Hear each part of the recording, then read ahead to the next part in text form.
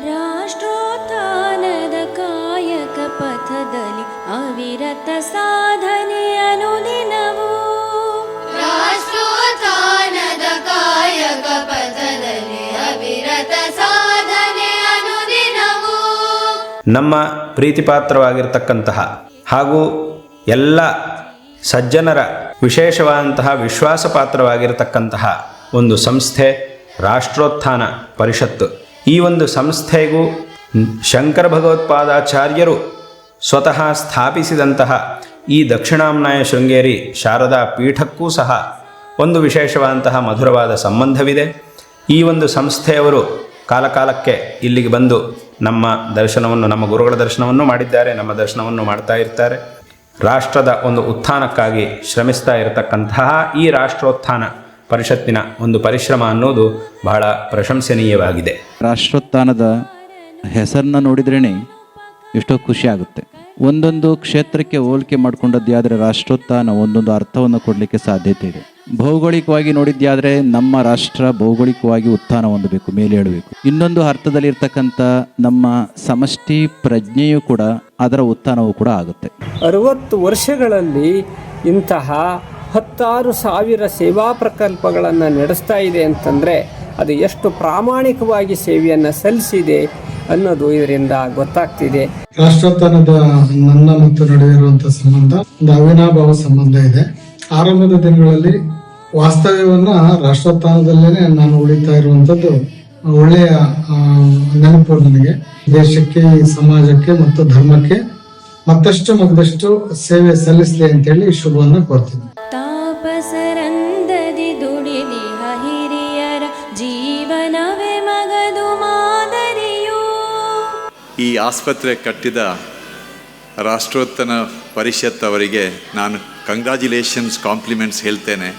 ಯಾಕಂತ ಹೇಳಿದರೆ ಆಸ್ಪತ್ರೆ ಕಟ್ಟುವುದು one of the most complicated job in the world. They have done a phenomenal job. Vidyananda ಶಣೈರ್ ನೆನಪಾಯಿತು ನನಗೆ ಇವತ್ತು, ಪ್ರಕಾಶ್ ಕಾಮತ್ ನೆನಪಾಯಿತು, ನಾಗಭೂಷಣ್ ಅವ್ರ ನೆನಪಾಯಿತು, ಅನೇಕರು ನೆನಪಾಯಿತು. ಅವರು ಒಬ್ಬರಿಗಿಂತ ಒಬ್ಬರು ಕೊಹಿನೂರು ರತ್ನದ ಹಾಗೆ, ಒಂದರಿಗಿಂತ ಒಬ್ಬರು ಅಷ್ಟು ಚೆನ್ನಾಗಿರುವ ಮನುಷ್ಯರನ್ನು ಕಂಡದ್ದು ಕೇವಲ ರಾಷ್ಟ್ರೋತ್ಥಾನದಲ್ಲಿ ಮಾತ್ರ. We need to focus and concentrate and build capabilities in the coming years, and we need to be a leader of the world, and we can do that if you put effort in building institutions and people. And Rashtrothana Vidya Kendra is the route where young people come in, learn from teachers, respect and understand the culture of this nation, and then build up a career and future.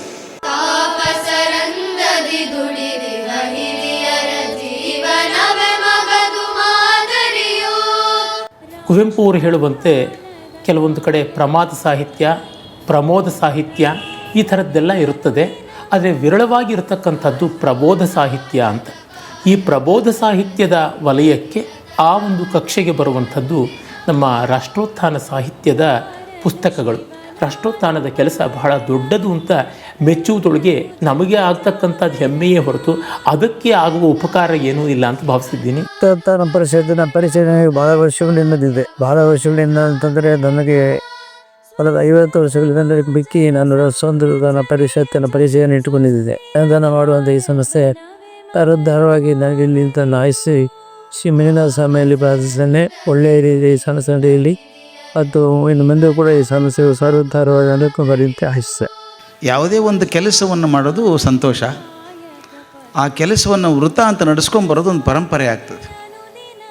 ಹಾಗೆ ಪರಂಪರೆ ಮಾಡೋಕ್ಕೆ ಹೊರಟಿರುವಂಥ ರಾಷ್ಟ್ರೋತ್ಥಾನ ಸಾಹಿತ್ಯಕ್ಕೆ ನಾನು ಒಬ್ಬ ಶಿಕ್ಷಕನಾಗಿ ನನ್ನ ಗೌರವವನ್ನು, ಕೃತಜ್ಞತೆಯನ್ನು ಸಲ್ಲಿಸ್ತೇನೆ. ಪುಸ್ತಕ ಹಂಚಬೇಕು ಜನರಿಗೆ ಅಂತ. ಕರ್ತಾರನು ಶಿವನಾನುಪಕರಣವು ಕರ್ತವ್ಯವು ಜನ ಜಾಗರಣ. ಈಗ ನಾವು ಚಿಕ್ಕ ಮಕ್ಕಳಿಗೆಲ್ಲ ಕೊಡ್ತಾ ಇರುವಂತಹ ಪುಸ್ತಕಗಳಿರ್ಬೋದು ಅಥವಾ ತೋರಿಸ್ತಾ ಇರುವಂಥ ಕಾರ್ಟೂನ್ಸ್ಗಳಿರ್ಬೋದು ಎಲ್ಲನೂ ವೆಸ್ಟರ್ನೈಸ್ಡ್ ಇರುತ್ತೆ.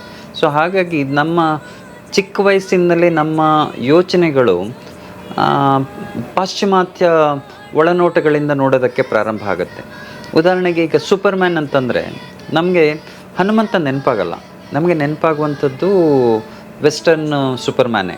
ಆದರೆ ನಮಗಾಗಿರುವಂತಹ ಅನುಕೂಲ ಅಂತಂದರೆ ನಮಗೆ ಈ ಪಾಶ್ಚಿಮಾತ್ಯ ಕಾಂಟೆಂಟ್ಗಳು ಬರೋಕ್ಕಿಂತ ಮೊದಲೇ ಈ ರಾಷ್ಟ್ರೋತ್ಥಾನ ಸಾಹಿತ್ಯದಲ್ಲಿ ಭಾರತೀಯ ನೆಲೆಯಿಂದ ಬಂದಂತಹ ಸೂಪರ್ಮ್ಯಾನ್ಗಳಿರ್ಬೋದು, ದೇಶಭಕ್ತಿಯ ವ್ಯಕ್ತಿಗಳಿರ್ಬೋದು, ಈ ರೀತಿಯ ಎಲ್ಲ ಕಥೆಗಳು ನಮ್ಮಲ್ಲಿ ಭಾರತೀಯ ಮೌಲ್ಯವನ್ನು ಬೆಳೆಸೋದಕ್ಕೆ ಚಿಂತನೆಯನ್ನು ಎಳವೆಯಲ್ಲೇ ನೀಡಿದ್ದು ಭಾಳ ಪ್ರಾಮುಖ್ಯವಾದಂತಹ ಒಂದು ವಿಚಾರ ಅಂತ ಅನಿಸುತ್ತೆ. 60 ವರ್ಷದ ಕಾಲದ ಪ್ರಯಾಣದಲ್ಲಿ ಇಷ್ಟೆಲ್ಲ ವಿಸ್ತಾರ ಹೊಂದೋದು, ಕರ್ನಾಟಕದಲ್ಲಿ ಮೂಲೆ ಮೂಲೆಯಲ್ಲೂ ರಾಷ್ಟ್ರೋತ್ಥಾನ ತಲುಪೋದು ಅಂದರೆ ಅದು ಸಣ್ಣ ಮಾತಲ್ಲ.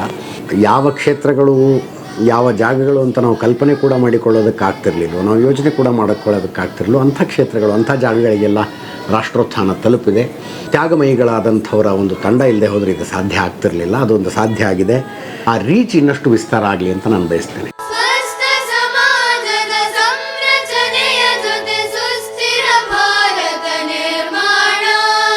Last 60 years of the journey of this institution almost seems destined to have been a preparation for the meeting of the future dimensions of change of curiosities of humankind. 6 ದಶಕಗಳ ಕೆಲಸವನ್ನು ನೋಡಿದಾಗ ಕೇವಲ ಇದೊಂದು ಸಂಸ್ಥೆ ಅಂತ ಹೇಳಲಿಕ್ಕೆ ಸಾಧ್ಯವೇ ಇಲ್ಲ. ಇದು ಒಂದು ರಾಷ್ಟ್ರದ ಆಂದೋಲನ ಅಂತಲೇ ಹೇಳ್ಬೋದು, ಸೇವಾ ಆಂದೋಲನ. ಸ್ವಯಂ ಸೇವಾ ಕ್ಷೇತ್ರಗಳಲ್ಲಿ ಭಾಳ ಕಡಿಮೆ ಸಂಸ್ಥೆಗಳು ಈ ಥರ ಇಡೀ ತಮ್ಮ ಅದು ಶುರುವಾದಾಗಿಂದ ಇಂದಿನವರೆಗೂ ಆದರ್ಶಗಳನ್ನೇ ಜೀವಿಸ್ಕೊಂಡು ಬಂದಿರತಕ್ಕಂಥ ವ್ಯಕ್ತಿಗಳಲ್ಲದೆ ಒಂದು ಸಂಸ್ಥೆಯಾಗಿ ಕೂಡ ನಮ್ಮೆಲ್ಲರಿಗೂ ಒಂದು ರೋಲ್ ಮಾಡೆಲ್ ಸಂಸ್ಥೆ ಅಂತಲೇ ಹೇಳ್ಬೋದು. ನಮಗೆ ಬೇಕಾಗಿರ್ತಕ್ಕಂಥ meal, excellent meal, readymade food for brain, food for eye, food for nose. ಅಂದರೆ ನಾವು ಗಾಳಿ, ಕಣ್ಣಿಗೆ ತೃಪ್ತಿ, ಮೈಂಡ್ಗೆ ಪೀಸ್. ಇದು ಪ್ಯಾಕೇಜ್.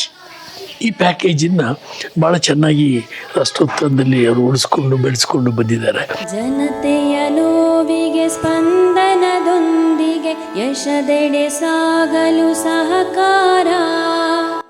ಬೇರೆ ಹೈಟೆಕ್ ಆಸ್ಪತ್ರೆಗಳಲ್ಲಿ ನಾನು ಕಂಡ ಹಾಗೆ ನನ್ನ ಅನುಭವದಲ್ಲಿ ಮ್ಯಾನೇಜ್ಮೆಂಟ್ ಜನಗಳು ನಿರ್ವಹಣೆಗೆ ನಿಲ್ತಾರೆ, ಡಾಕ್ಟ್ರುಗಳು ನೇಪಥ್ಯದಲ್ಲಿ ಇರ್ತಾರೆ. ಇಲ್ಲಿ ಆ ತರಹದ ವ್ಯತ್ಯಾಸ ಕಾಣಲಿಲ್ಲ. ಇಲ್ಲಿ ಡಾಕ್ಟ್ರುಗಳೇ ಮುಂಚೂಣಿಯಲ್ಲೂ ಇರ್ತಾರೆ. ಹಾಗಾಗಿ ಡಾಕ್ಟ್ರು ಮತ್ತು ಪೇಷಂಟ್ಗಳ ಮಧ್ಯದ ನೆಂಟಸ್ತಿಕೆ ಇಲ್ಲಿ ಸ್ವಲ್ಪ ಸುಖ ಸೌಕರ್ಯ ಅಂತ ನನಗೆ ವೈಯಕ್ತಿಕವಾಗಿ ಅನಿಸಿದೆ. ತುಂಬ ಅದ್ಭುತ ಕೆಲಸವನ್ನು ಮಾಡ್ತಾ ಇದ್ದೀರಿ. ಸಮಾಜ ನಿರ್ಮಾಣಕ್ಕೆ ನಿಮ್ಮ ಕೊಡುಗೆ ಅಪಾರ. ಇವತ್ತು ನಮ್ಮ ಆಧುನಿಕ ಶಿಕ್ಷಣದ ಓಟದಲ್ಲಿ ಭಾರತೀಯತೆಯನ್ನು ನಾವು ಎಲ್ಲೋ ಮರೆತಿದ್ದೀವ ಅನ್ನುವಂತಹ ಒಂದು ಸಂದರ್ಭದಲ್ಲಿ ನಮ್ಮ ರಾಷ್ಟ್ರಕ್ಕೆ ರಾಷ್ಟ್ರೋತ್ಥಾನ ಕೊಟ್ಟಿರುವಂತಹ ಸೇವೆಯನ್ನು ನಾವು ಸ್ವಾಗತಿಸಲೇಬೇಕು.